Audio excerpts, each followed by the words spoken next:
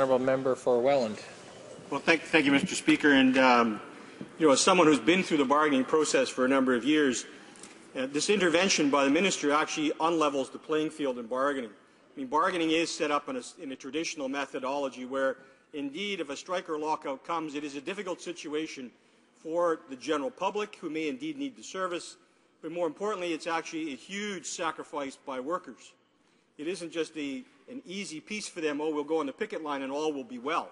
It is extremely difficult. It's a difficult decision.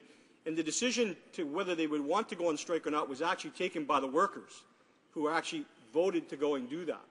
So is the minister suggesting that somehow every time we get into a situation like this, regardless of the industry, whether it's federal, in fact, in this particular case, it's actually, there's some federal regulation, but it's not a federal crown corporation. It's actually a private contractor, private company. Are we going to see this type of legislation every single time that we actually have some sort of labour negotiations that aren't going well or may result in a strike or a lockout? Is the government just simply going to say, well, you know what, we're not going to let you go down that path, even though it's legal.